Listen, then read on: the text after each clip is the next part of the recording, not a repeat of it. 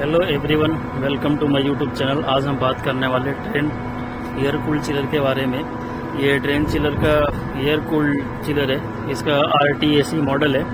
तो आइए इसके बारे में डिटेल से जानते हैं कि इसमें क्या क्या सिस्टम है और कैसे वर्क करता है। ये इसका ऑपरेटिंग डिस्प्ले है, एडेप्टिव कंट्रोल CS530 ये डिस्प्ले है इसका। ये आप देख सकते हैं, इसके यहाँ पे पैरामीटर्स शो हो रहे हैं। इसके बारे में डिटेल से मैं बाद में बात करूँगा। अभी हमारा बंद कंडीशन में है। चलिए बात करते हैं इसमें कौन कौन से बेसिकली पार्ट्स दिए हुए हैं और ये इनका पार्ट्स का फंक्शन क्या क्या होता है और वर्क कैसे करते हैं। तो चलिए बात इसका आपको सबसे पहले बता दें कि ये RTAC मॉडल है और इसकी दो सर्किट है। जैसे एक सर्किट ये है, इसके दो कंप्रेसर कंबाइन है एक साथ में, दो अलग है, तो दो सर्किट है। तो एक सर्किट के लिए दो कंप्रेसर, एक इधर है कि डिस्चार्ज लाइन आप देखिए ये इसके साथ में जुड़ी हुई है। सेकंड पार्ट में देखेंगे सर्किट ए का, ये एक सर्किट वो होगी और एक इधर होगी, तो ये भी इसका ऐसे ही सर्किट एक कंबाइन है। ये तो ये हमारा कंप्रेसर हो गया। फिर उसके बाद ये देखिए चिल्ड वाटर इन और चिल्ड वाटर, ये ऑपरेटर में जो लोड कहते हैं उसे चिल्ड वाटर इन और चिल्ड वाटर आउट लाइन है। ये यहाँ पे काफ़ी सारे सेंसर्स है, chilled water in, chilled water out, air temperature का भी सेंसर लगा हुआ है। ये हमारा डिस्चार्ज का रोटोलॉग ऑल। ये लेफ्ट साइड में तो जो कॉइल है वो ऑयल पंप की कॉइल है। ये ऑयल पंप जब काम करता है तो वो कॉइल ऑन ऑफ होती रहती है अकॉर्डिंग टू डिमांड। फिर उसके बाद ये हमारा लोडिंग अनलोडिंग की कॉइल हो गई राइट साइड में। ये सिस्टम में दिया हुआ HP है, हाई प्रेशर स्विच मैनुअल। ये आपको सभी को पता होगा कि हाई प्रेशर स्विच काम कैसे करता है। सिस्टम का जब प्रेशर ज़्यादा हो जाता है तो HP में ट्रिप होता है, तो ये HP स्विच है। फिर उसके बाद ये PHE दिया हुआ है, प्लेट टाइप हीट एक्सचेंजर। इसका काम है कि ऑयल को ठंडा करना। अगर सिस्टम में ऑयल ज़्यादा गर्म हो गया है रनिंग कंडीशन में, तो ये PHE उसको ऑयल का कूलिंग लेवल मेंटेन करके रखता है। फिर उसके बाद हम बात करते हैं, इसके बहुत सारे सेंसर्स आते हैं। ये देखिए यहाँ पे ये सेंसर दिया हुआ है, ये ऑयल का सेंसर है। और उसके बाद प्रेशर ट्रांसड्यूसर सेंसर्स, जो प्रेशर बताता है वो प्रेशर ट्रांसड्यूसर हो गया। ऑयल हीटर दिया हुआ है, ये देखिए ये ऑरेंज कलर की वायर है जो ये ऑयल हीटर की है। ऑयल को गर्म करने के लिए जब हमारा कंप्रेसर ऑफ होता है तो हमारा ये सिस्टम ऑयल को गर्म करके रखता है। तो चलिए इसके बारे में डिटेल से बात करते हैं। तो ये देखिए इसके दो सर्किट है। मैं एक सर्किट के बारे में आपको बताता हूँ कि ये काम कैसे करता है। तो चलिए स्टार्ट करते हैं कंप्रेसर से।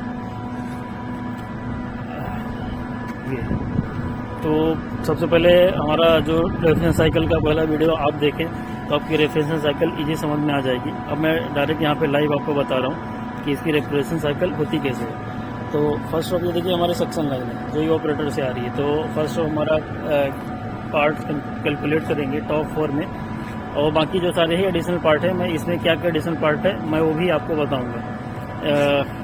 ये देखिए ये कंप्रेसर हो गया और ये डिस्चार्ज लाइन में दिया हुआ है। ये ऑयल सेपरेटर हो गया, इसका फंक्शन मैं साथ में बताऊंगा आपको। फिर कंप्रेसर के बाद फिर हमारे कंडेंसर कॉइल हो गई, ये आप देख सकते हैं ये कंडेंसर कॉइल है। फिर उसके बाद ये हमारी लिक्विड लाइन है, ये आप देख सकते हैं ये लिक्विड लाइन है। फिर लिक्विड लाइन के बाद हमारा जो आता है फिल्टर ड्रायर। फिल्टर ड्रायर का काम भी ये फिल्टर करना होता है रेफ्रिजरेंट को, और सिस्टम में जो मॉइस्चर है उसे फिल्टर करता है। फिर उसके बाद हमारा कितने पार्ट हो गए, compressor, oil separator, condenser, filter dryer. फिर हमारा हो गया ये एक्सपेंशन वाला, ये इलेक्ट्रॉनिक एक्सपेंशन वाला ऑटोमेटिक काम करता है। इसकी भी PCB बोर्ड होता है, उसमें साइड ग्लास है, लिक्विड का लेवल दिखाता है कि कन्वर्ट हो रहा है कि नहीं है, फिर कैसे चल रहा है। फिर हमारा ये देखिए ये सर प्रेशर रिलीफ वॉल है। ये यहाँ पे अगर इवोपरेटर का प्रेशर नॉर्मल से ज़्यादा हो जाता है तो ये ओपन हो जाता है और एग्जॉस्ट प्रेशर यहाँ से निकल जाता है। और ये हमारा हो गया इवोपरेटर। ये सक्शन लाइन, ये इधर डिस्चार्ज लाइन कंबाइन है, दो सर्किट है जैसे मैंने आपको बताया कि दो कंप्रेसर एक साथ में दिया हुआ है और दो एक साथ में दिया हुआ है। ओके, तो चलिए हम बात करते हैं कि इसकी रेफ्रिजरेशन साइकिल होती कैसे है। तो सबसे पहले हम स्टार्ट करेंगे कंप्रेसर से। ये देखिए कंप्रेसर, तो कंप्रेसर का हमारा काम जो होता है रेफ्रिजरेंट के प्रेशर और टेम्परेचर को बढ़ाना। तो जो सक्शन लाइन से जो रेफ्रिजरेंट आया वो लो वेपर और लो प्रेशर में होता है। लो वेपर सक्शन लाइन से जो हमारा आया हुआ रेफ्रिजरेंट है वो लो प्रेशर और लो टेम्परेचर में होता है और वेपर फॉर्म में होता है। तो अब सक्शन में हमारे लिक्विड फॉर्म में इसलिए नहीं होता क्योंकि अगर लिक्विड फॉर्म में अगर रेफ्रिजरेंट आएगा कंप्रेसर में तो कंप्रेसर के इंटरनल पार्ट डैमेज हो जाएंगे, लिक्विड से बाइंडिंग भी जा सकती है क्योंकि लिक्विड बहुत ठंडा होता है। तो इसके लिए जो सक्शन लाइन है ऑलवेज वो वेपर फॉर्म में होता है। तो रेफ्रिजरेंट सक्शन लाइन के थ्रू जो लो प्रेशर लो टेम्परेचर का जो रेफ्रिजरेंट है सक्शन लाइन के थ्रू कंप्रेसर में आता है। कंप्रेसर का हमारा मेन काम होता है उसका प्रेशर और टेम्परेचर बढ़ा देना रेफ्रिजरेंट का। तो कंप्रेसर अपना प्रेशर बढ़ाने के बाद ये इसका रोटर लॉक वाला डिस्चार्ज लाइन के थ्रू दोनों कंप्रेसर से देखिए कंबाइन है, जॉइंट है। ये अगर दोनों साथ में वर्क करेंगे तो प्रेशर थोड़ा ज़्यादा होता है, लेकिन वैसे नॉर्मल होता है। थोड़ा सा 10 psi का एक डिफरेंट होता है, 10 से 20 psi का। तो कंप्रेसर अपना रेफ्रिजरेंट डिस्चार्ज करने के बाद low pressure low temperature refrigerant को कन्वर्ट कर देता है हाई प्रेशर और हाई टेम्परेचर में, और वो डिस्चार्ज करने के बाद चला जाता है वापस डिस्चार्ज लाइन के थ्रू हमारा ऑयल सेपरेटर में आता है। अभी ऑयल सेपरेटर का काम हमारा to drive the oil and allow to gas condenser. तो एक लाइन में इसका ये आंसर हो गया। तो क्या करता है कि हमारा कंप्रेसर कभी कभी रेफ्रिजरेंट के साथ थोड़ा ऑयल भी डिस्चार्ज करता है, क्योंकि साइकिल है तो वो साइकिल के थ्रू वापस डिस्चार्ज लाइन के थ्रू कंप्रेसर से चला जाता है ऑयल, कभी कभी ऑयल सेपरेटर में। तो हमारा जो कंप्रेसर है वो सिस्टम में कभी कभी ऑयल डिस्चार्ज कर देता है। तो ऑयल को वापस कंप्रेसर में लाने के लिए ये ऑयल सेपरेटर लगा हुआ है। ये देखिए, तो ये देखिए डिस्चार्ज लाइन के थ्रू जो रेफ्रिजरेंट आता है उसके साथ ऑयल जो आया तो ऑयल चला जाता है इसमें नीचे, क्योंकि उसका वेट ज़्यादा होता है रेफ्रिजरेंट के ऊपर, और रेफ्रिजरेंट जो है वेपर फॉर्म में ऊपर चला जाता है और ऑयल ये यहाँ से नीचे चला जाता है। तो रेफ्रिजरेंट ऊपर से चला गया और ऑयल जो है यहाँ से वापस रिटर्न ये सब लाइनों के थ्रू चला जाता है कंप्रेसर में। तो इसका काम जो है मेन जो काम हो गया to trap the oil allow to gas condenser. Oil को रोक के कंडेंसर में गैस आगे भेज देता है। ये देखिए, अब यहाँ से ये लाइन के थ्रू ये दोनों साइड में ये चला गया कंडेंसर में।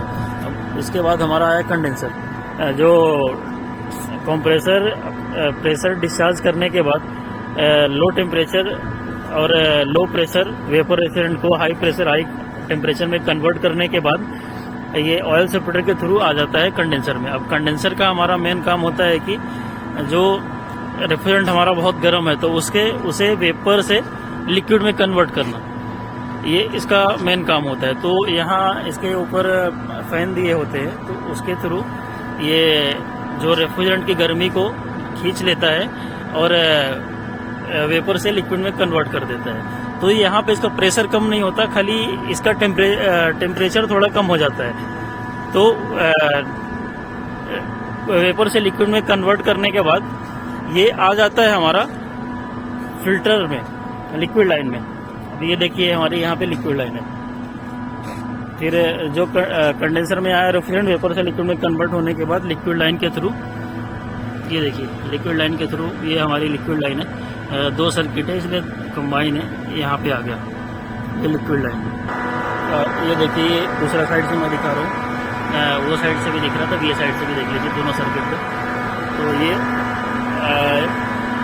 कंडेंसर लिक्विड वेपर से लिक्विड में कन्वर्ट करने के बाद ये लिक्विड लाइन के थ्रू आ जाता है यहाँ पे। तो यहाँ पे लगा हुआ है फिल्टर ड्रायर। फिल्टर ड्रायर का काम जो सिस्टम में मॉइस्चर है एज अ डस्ट पार्टिकल उसको फिल्टर करके वापस भेज देता है एक्सपेंशन वाल्व। ये लिक्विड लाइन के थ्रू आ जाता है एक्सपेंशन वाल्व। ये आप देख सकते हैं, इसकी ये एक्सपेंशन वाल्व है, ये इलेक्ट्रॉनिक एक्सपेंशन वाल्व है। ये ऑटोमेटिक काम करता है, टेम्परेचर के हिसाब से ओपन क्लोज होते रहता है, इसकी कंट्रोलिंग है। तो ये एक्सपेंशन वाल्व का मेन काम होता है कि प्रेशर और टेम्परेचर दोनों ड्रॉप करना।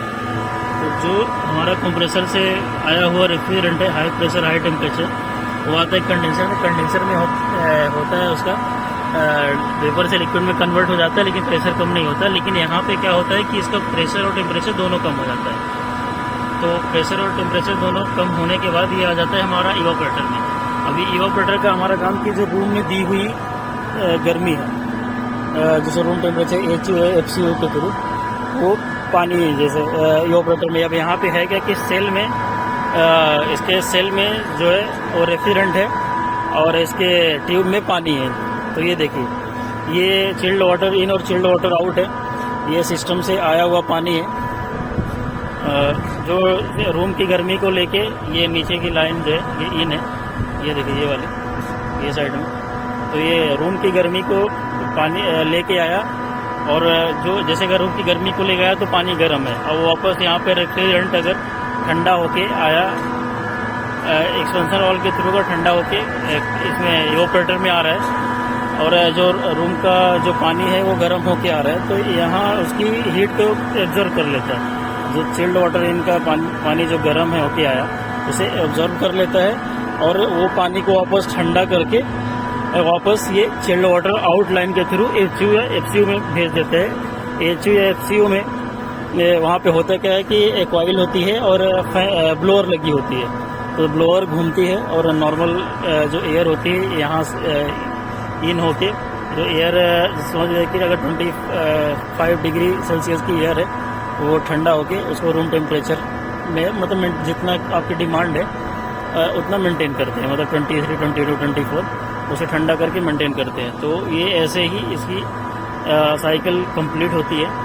तो हम बात करेंगे इसमें थोड़ा और एडवांस में कि इसमें क्या क्या कंट्रोलिंग दिया हुआ है। इसमें ये देखिए इसका वॉल है, ये मोटराइजिंग वॉल है, ये ऑटोमेटिक वर्क करता है। सिस्टम अगर ऑन होगा तो ये ऑन रहेगा, नहीं तो ये बंद होता है। अभी तो फिलहाल ये बंद है कंडीशन में। ये इसका फ्लो स्विच है, ये टेम्परेचर गेज है, ये हमारा प्रेशर गेज है, ये बैलेंसिंग वॉल है। ये बैलेंसिंग वॉल यूज़ होने का रीज़न ये है कि इसमें अगर इसका GPM कितना चाहिए तो वो टाइम अगर जब चिलर इंस्टॉलेशन होता है तो वो टाइम डिसाइड करते हैं कि इसका GPM कितना चाहिए। वो हिसाब से वाटर का फ्लो हम लोग एडजस्ट करते हैं कि जितनी डिमांड है। अगर समझ लीजिए कि प्रेशर सिस्टम में ज़्यादा हो गया तो वो जल्दी पानी जाएगा और जल्दी निकल जाएगा तो ठंडा नहीं हो पाएगा। इसलिए एक प्रेशर लिमिट सेट की जाती है कि जितना प्रेशर हमें ज़रूरत है उतना ही हम जाए और उतना ही प्रेशर रिटर्न आए तो कूलिंग बराबर हो सके। ये सब स्टार्टिंग में काम होता है, इसका हीट लोड कैलकुलेट करके कि इसका चेयर कितने का डिज़ाइन हुआ है, कितने टन का, और इसकी कैपेसिटी कितनी है और इसमें वाटर फ्लो रेट कितना चाहिए, तो वो सब स्टार्टिंग का होता है। ये इसका वाटर फ्लाई वॉल है जो अकॉर्डिंग टू हम लोग बंद चालू कर सकते हैं। जैसे मैनुअल ऑन ऑफ करके मोटराइज वॉल ऑटो बंद करके और ये बंद करके हम अंदर का अगर कुछ सेंसर डैमेज हो गए तो उसे निकाल सकते हैं या फिर कुछ भी कर सकते हैं या पानी ड्रेन कर सकते हैं। बहुत सारी चीज़ करते हैं। ये यहाँ पे ये फ्लैंज जॉइंट है इसका, ये देख सकते हैं। ये यहाँ पे देख सकते हैं इसके सेंसर्स लगे हुए हैं। ये चिल्ड वाटर आउटलेट का सेंसर है, एयर टेम्परेचर का सेंसर है जो हमारा एयर बताता है। ये सिस्टम में दिया हुआ ये पीछे मैंने जैसे बताया, ये इसके प्रेशर गेज है। बाकी ये इसकी कंप्रेसर की ये कॉइल है, ऑयल सर्कुलेशन की कॉइल है। जब ऑयल पंप ऑन होता है तो ये कॉइल ऑन होती है और ऑयल सर्कुलेट होता है। राइट साइड में 2 कॉइल दिख रही है, वो इसकी लोडिंग अनलोडिंग कॉइल है। बाकी ये हीटर दिया हुआ है सिस्टम में ऑयल को गर्म करने के लिए, और ऑरेंज लाइन गई हुई है ये नीचे अंदर, तो ये हीटर है।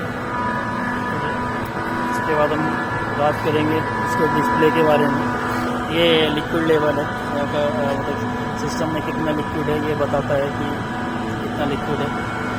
एक्सपेंशन ऑटोमेटिक काम करता है। तो ये हम आगे थोड़ा बात करते हैं इसके डिस्प्ले के बारे में। हम बात करेंगे इसके डिस्प्ले की, इसकी ऑपरेटिंग कैसे होती है या फिर ये काम कैसे करता है। ये आप देख सकते हैं, थोड़ा लाइट है इसलिए बराबर नहीं आ रहा है। आप नॉर्मल आप चेक करिए, देखिए ये मोड दिया है, आगे चिलर दिया है, ये कंप्रेसर दिया है, बहुत सारे मोड दिया पे। अभी मोड्स में अभी हमारा जो चिलर का कंप्रेसर है सर्किट चिलर मोड स्टॉप है, अभी बंद करके रखा हुआ है।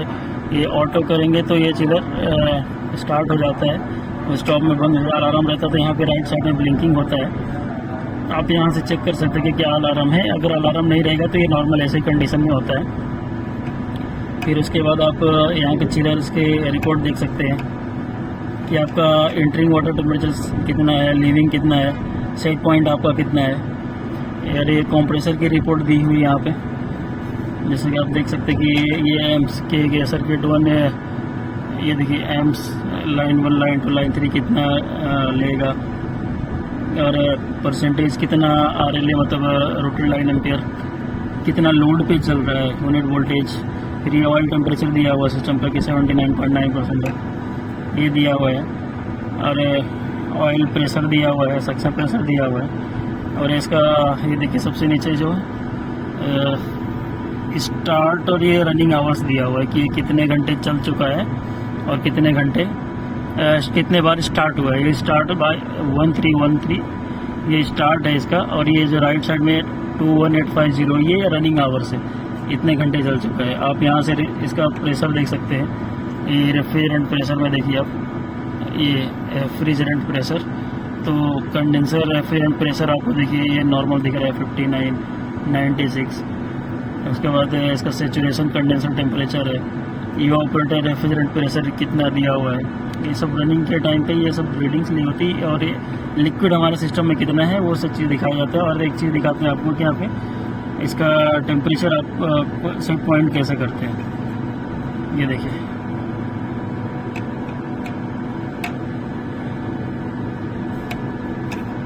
ये 44.6 हमारा active front panel chilled water set point है। ये हमारा सेट पॉइंट है, जितना हमने किया हुआ है वो हिसाब से काम करता है। तो चलिए हम इसे स्टार्ट करके देखते हैं एक बार। ये हमने ऑटो पे डाला और ये मोड चेक करते हैं अभी ये देखिए, अभी ये ऑटो में स्टार्ट हो चुका है। अभी ये अकॉर्डिंग टू डिमांड ये कौन सा कंप्रेसर स्टार्ट होगा अभी हम देखते हैं।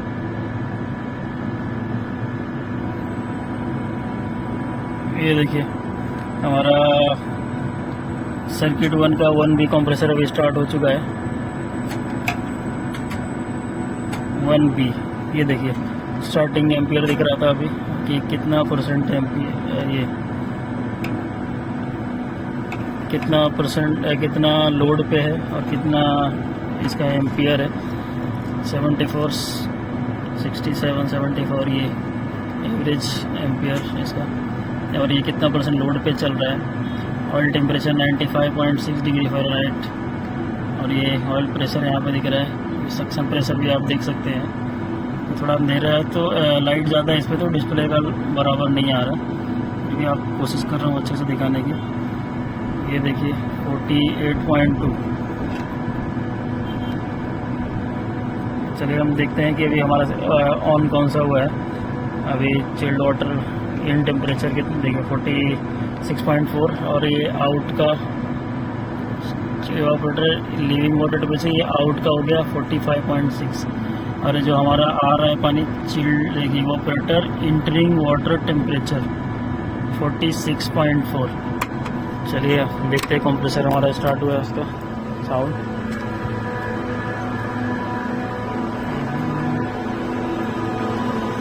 A1 A1B वो साइड में है।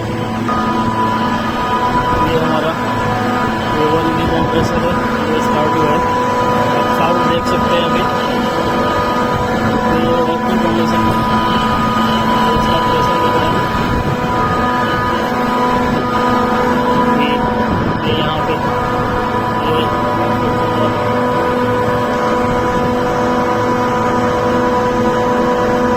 ये सेम ऑटोमेटिक लोडिंग अनलोडिंग का काम करते रहता है। आइए हम डिस्प्ले पे थोड़ा इसका प्रेशर दिखाते हैं आपको, इसका सक्शन डिस्चार्ज कितना प्रेशर है वर्किंग के बाद। स्टैंडिंग तो काफ़ी कम रहता है, लेकिन वर्किंग के बाद कितना है वो आप देख सकते हैं। ये हमारा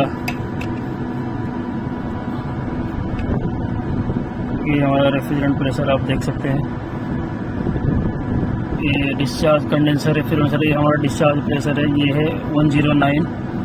ये हमारा सेचुरेशन कंडेंसर टेम्परेचर है। ये जो कंडेंसर का टेम्परेचर दिखा रहा है, जो वेपर से लिक्विड में कन्वर्ट हो रहा है, उसे सेचुरेशन कहते हैं। ये 84, degree Fahrenheit. Evaporator refrigerant pressure जो है हमारा वो 52.7 है PSI, मतलब ये सक्शन प्रेशर हो गया। इवापोरेटर का सैचुरेशन टेम्परेचर हो गया 42.9, ये हमारा इवापोरेटर का ये टेम्परेचर हो गया। उसके बाद evaporator approach refrigerant liquid level -1.0। ये हमारा दूसरा भी कंप्रेसर स्टार्ट होगा, ये हम देख सकते हैं 1A। ये देखिए हमारा 1A कंप्रेसर भी अभी स्टार्ट कंडीशन में है। फ्रंट पैनल में हम लोग जाएंगे तो ये देखिएगा, ये देखिए ये लिमिट आ रहा है, ये सर्किट 1 का रनिंग 1 और रनिंग, ये लोड के हिसाब से काम कर रहा है। बाकी आप देख सकते हैं कि लिमिट हमारा आ रहा है रनिंग, ये देखिए कि limit by low liquid level, मतलब अभी टेम्परेचर काफ़ी कम है, इसके लिए ऑटोमेटिक वार्निंग दे रहा है कि मतलब लो लिक्विड लेवल है। लिक्विड लेवल हमारा कितना है वो हम चेक करेंगे। ये देखिए रेफरेंट लो लिक्विड लेवल -1.0, ऑलमोस्ट ये 0.1 0.2 ये लेवल में चाहिए, लेकिन ये बहुत कम है। तो ये बेसिकली ऐसे इसका ऐसा फंक्शन होता है। आप कमेंट करके बताइए कि आपको कैसा लगा। ऐसे ही बहुत सारे वीडियो डालता रहूँगा। अभी इसके बाद वाटर कूल चिलर के बारे में डालना है, तो आप बताएं कैसा लगा आपको। प्लीज़ लाइक शेयर और सब्सक्राइब। और एक चीज़ मैं आपको बता दूं कि चिलर ऑन करने से पहले आपको बेसिकली 3 से 4 चीज़ें चेक करनी होती है। फर्स्ट ऑफ की आपका एक बार राउंड मार के कि कहीं पे कुछ लीकेज का नहीं, ऑयल तो नहीं, या सिस्टम बराबर है, या आप चेक करिए कि इसका रेफ्रिजरेंट प्रेशर कितना है, और मतलब कंटिन्यू ऑपरेटिंग में, मतलब आप देखें उसको बराबर से, ऑब्जर्व करते रहे, कुछ प्रॉब्लम तो नहीं है। और एक चीज़ है कि इसका चिलर ऑन होने से पहले इसका वॉल चेक करें कि बराबर है कि नहीं, और इसका प्रेशर चेक करें कि प्रेशर बराबर, वाटर प्रेशर बराबर है कि नहीं, या हमारा टेम्परेचर सेट पॉइंट कितना है, और वॉल इसका ऑन है कि नहीं, वो भी चेक करना है। और उसके बाद हमारा जो ऑप्शन में आ गया हमारा चिल्ड वाटर पम्प ऑन है कि नहीं, या ऑन होने से पहले उसका आपको चेक करना है चिल्ड वाटर पंप की वो वर्किंग कंडीशन में, उसके ऑन होने से पहले उसके चिल्ड वाटर में या chilled water outlet valve open है कि नहीं। वो पंप ऑन करें, पंप ऑन करने के बाद चिलर का एक राउंड ऑब्जर्व करें और वो चेक करें कि ऑयल इसका गर्म है कि नहीं, ऑयल हीटर वर्क कर रहा है कि नहीं। और उसके बाद आप डिस्प्ले पे उसकी रीडिंग देखें कि इसका प्रेशर कितना है। फिर उसके बाद अकॉर्डिंग टू डिमांड आप ऑटो में चालू करें, और चालू करने के बाद आप उसके पैरामीटर्स लें और ऑब्जर्व करें। पैरामीटर्स के रीडिंग में बारे में एक वीडियो अलग से बनाऊंगा, इसके क्या क्या पैरामीटर्स होते हैं और कौन कौन सा पैरामीटर्स कितना इसका रेंज होती है। ये इसमें 134A रेफ्रिजरेंट है। तो चलिए दोस्तों, फिर मिलते हैं नेक्स्ट वीडियो में। Thanks for the watching. और क्या कमी है इसमें आप बताएं मुझे, जबकि मैं नेक्स्ट वीडियो और अच्छी तरह से नॉलेज के साथ बना सकूँ। Thanks for the watching. Please like share and subscribe.